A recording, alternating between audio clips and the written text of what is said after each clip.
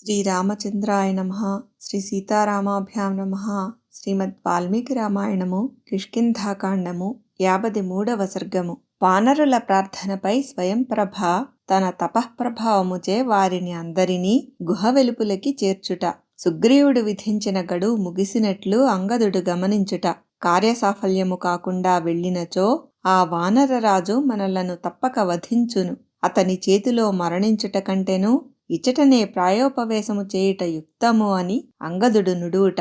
స్వయంప్రభ గుహలోనే నివసించినచో ప్రాణభయము ఉండదని దారుడు పలుకుట. ఆ సూచనను వానరులు ఆమోదించుట.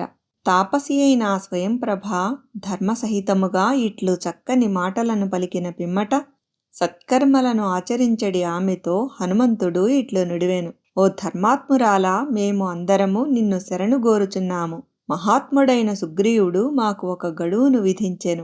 మేము ఆ గడువు లోపలనే సీతాన్వేషణ కార్యమును ముగించుకొని ఆయనను చేరవలసి ఉండెను. కాని ఆ సమయము మాకు ఈ బిలమునందే ముగిసినది. మహాత్మురాలవైన నీవే మమ్ములను దుర్గమమైన ఈ బిలము నుండి బయటపడవేయవలయును.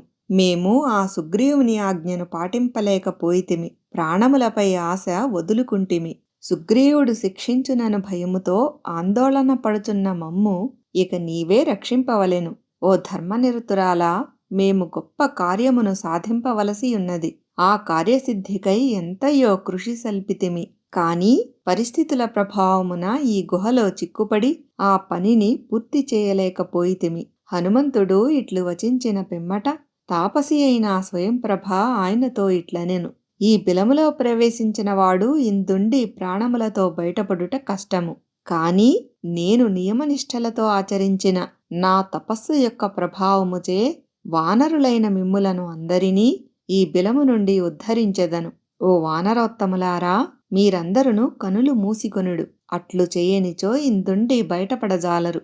ఆమె పలికిన అభయవచనములకు వారు మిగుల సంతసించి వెళ్ళుటకై తహతహపడుచు వెంటనే తమ సుకుమారమైన చేతులతో కనులు మూసికొనిరి. మహాత్ములైన ఆ వానరులు చేతులతో ముఖములను కప్పుకొనిన మరుక్షణముననే ఆ మహిమాన్వితురాలు వారిని బిలము వెలుపలికి చేర్చెను. అనంతరము ధర్మపరాయణయైన ఆ తాపసి క్లిష్ట ప్రదేశమైన ఆ గుహ నుండి బయటపడిన ఆ వానరులను ఓదార్చి వారితో ఇట్లనెను. ఇది వింధ్యపర్వతము, సకల శోభా విలసితము, చక్కని చెట్లతో తీగెలతో విరాజిల్లుచున్నది. ఇందు పెక్కు సెలయేళ్లు ప్రవహించుచున్నవి. ఇటువైపుననున్న ఈ సముద్రమును మహోదధి అని పిలుతురు. ఓ వానరులారా, మీకు శుభమగుగాక. ఇక నేను నా భవనమునకు వెళ్ళెదను అని పలికిన పిమ్మట స్వయంప్రభ అద్భుతమైన ఆ గుహలో ప్రవేశించెను. అనంతరము వారు వరుణునకు నిలయమైన ఆ మహోదధిని చూచిరి. అది ఎగసిపడుచున్న అలలతో భీతి గొల్పుచుండెను.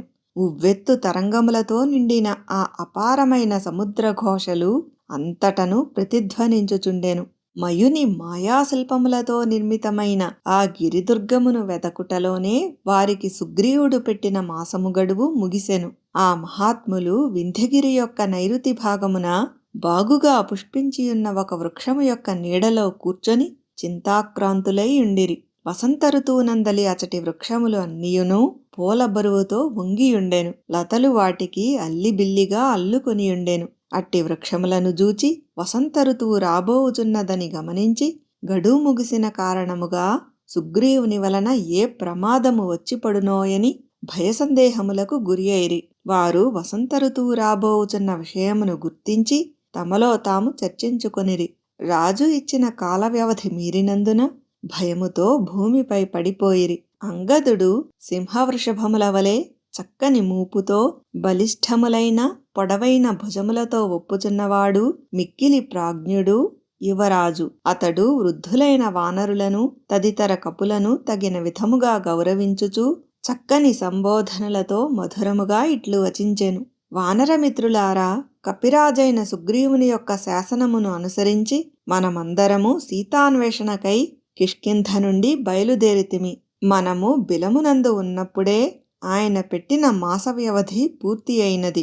కాని ఆ విషయము మీకు ఏల తట్టలేదు. మనము మనకు అప్పగించిన కార్యమును 1 మాసములో పూర్తి చేయుటకు అంగీకరించి ఆశ్వయుజ మాసములో బయలుదేరితిమి. అదియును గడచిపోయినది. కనుక ఇప్పుడు మన కర్తవ్యమేమి? మీరు రాజునకు విశ్వాసపాత్రులు, నీతి మార్గమునందు కుశలురు, ప్రభువు హితమునందే నిరతులయ్యుందురు. వివిధములగు కార్యములను నిర్వహించుటలో మీరు సాటిలేనివారు. కనుకనే అన్ని కార్యములయందును మీరే నియమింపబడుచుందురు. మీరు బలపరాక్రమశాలులుగా అన్ని దిక్కులయందును వాసిగాంచితిరి. మహారాజు ఆదేశము మేరకు నన్ను ముందుంచుకొని బయలుదేరితిరి. మనకు అప్పగించిన పనిలో కృతార్థులము కాలేదు కనుక ఇప్పుడు మనము మరణించుటయే మంచిది. ఇందులకు మనకు ఎట్టి సంకోచము అక్కరలేదు. కపిరాజు ఆజ్ఞను పాటింపని వానికి సుఖమెట్లు దక్కును?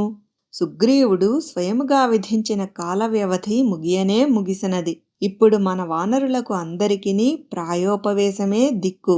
మరి ఒక మార్గము లేదు. సుగ్రీవుడు సహజముగానే తీవ్ర స్వభావము గలవాడు. పైగా ఇప్పుడు మనకు అతడు ప్రభువు. అపరాధము చేసియుంటిమిగాన ఇప్పుడు ఆయన సమీపమునకు వెళ్ళినచో ఆ స్వామి మనలో ఎవ్వరినీ క్షమింపడు. సీతాదేవి జాడను తెలిసికొనకుండా వెళ్ళినచో అతడు మనలను వధించి తీరును. అందువలన భార్యాపుత్రులపైనను సిరి సంపదల మీదను ఇండ్ల వాకిండ్ల విషయమునను మోహమును త్యజించి ఇక్కడే ఈ క్షణముననే ప్రాయోపవేశమునకు పూనుకొనుట యుక్తము. మనము మరలి వెళ్ళినచో ఆయన మరణదండన విధించుట తథ్యము. ఇట్లు నిరర్ధకముగా ఆయనచే వధింపబడుట కంటే మనము ఇచ్చటనే అసువులను వీడుట మంచిది. సుగ్రీవుడు నన్ను యువరాజుగా చేయలేదు. ఎంతటి కార్యమునైనను అవలీలగా సాధించువాడు మహారాజకుమారుడు అయిన ఆ శ్రీరామచంద్ర ప్రభువే నన్ను యువరాజుగా పట్టాభిషిక్తుని గావించెను. వానరరాజైన సుగ్రీవుడు మొదటి నుండి మాకు బద్ధశత్రువు.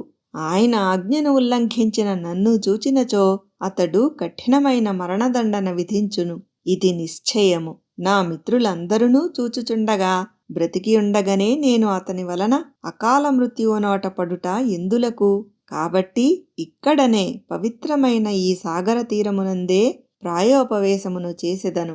యువరాజైన అంగద కుమారుడు పలికిన మాటలను వినిన పిమ్మట ఆ వానర ప్రముఖులందరూ దీనముగా ఇట్లు నుడివిరి. నిజముగా సుగ్రీవుడు తీక్షణ స్వభావము గలవాడు. శ్రీరాముడు తన ప్రియపత్ని అయిన సీతాదేవి యందు అనురక్తుడై ఉన్నాడు.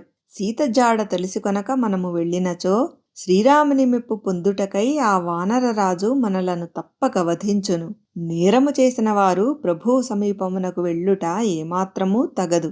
ఏది ఏమైనను ఎంతగా గాలించి అయినను సీతాదేవి జాడను తెలుసుకొనిన పిమ్మటనే ఆ వీరుని కడకు వెళ్ళవలెను. లేనిచో ఆయన చేతిలో మనకు చావు తప్పదు. భయముతో వణికిపోవుచున్న వానరులు పలికిన మాటలను వినిన అనంతరము తారుడు అనువాడు ఇట్లు నుడివెను. ఇక్కడ కూర్చుని ఇట్లు విచారపడుట వలన ప్రయోజనము లేదు.